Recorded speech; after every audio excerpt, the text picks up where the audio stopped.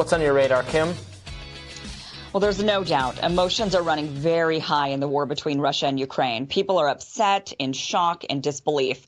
But one thing that isn't helping at all is the unbelievable amount of fake images and videos being spread, not only on social media, but also by legitimate news outlets. I even made the mistake myself here on Rising on Friday when I stated I was impressed with Zelensky getting into full military gear to fight on the front lines. Turns out that was an image from last April. I fell for it. I apologize.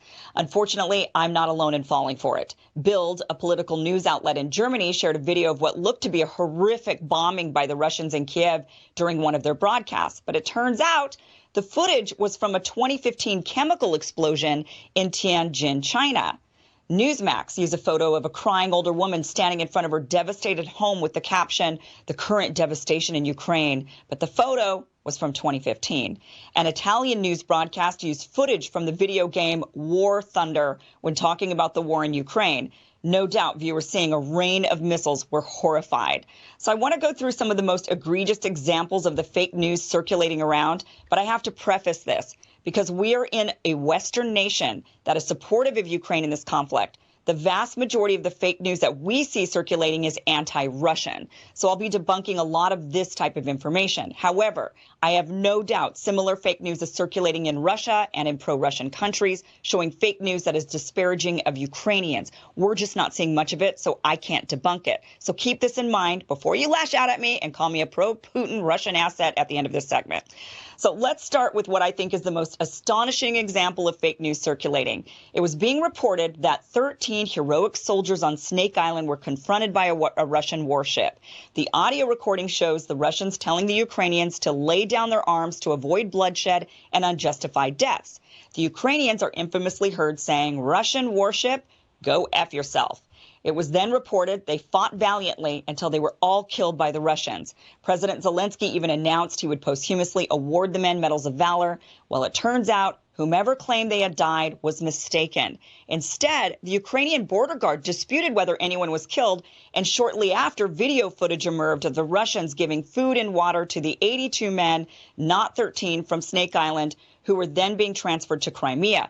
Some of the soldiers have now given interviews saying if the Russians wanted to bury him, they would have, and now they instead will go home to their families. Another shocking video was of a tank swerving in the street and running over a civilian car. Totally shocking video, jaw-dropping. But thank goodness the person actually survived this crushing experience. Media was reporting this as a Russian tank and using it to show the callousness of the Russians and their invasion. But it turns out this was actually a Ukrainian tank that had lost control and accidentally ran over that vehicle. And I'm sure everyone involved was relieved that person was okay.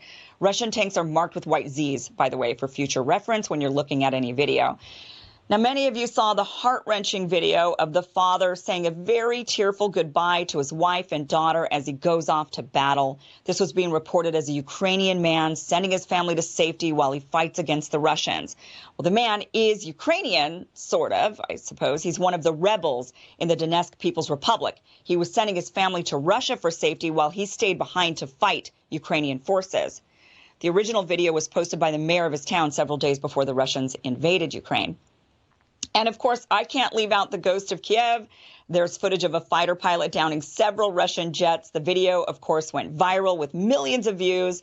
The claims are this pilot took down 6 Russian jets in one day. But now, by the way, that number has jumped up to 10 Russian jets being taken down. Now, a fighter pilot who takes down 5 planes throughout the course of their entire career is called an ace. So to have 6 in one day or even 10 in one week is incredible. It's actually unbelievable, in fact. And it turns out the footage is from a video game called Digital Combat Simulator. But even with this video being debunked, the former Ukrainian president, Poroshenko, is tweeting that it's real and even shared a masked photo of the pilot.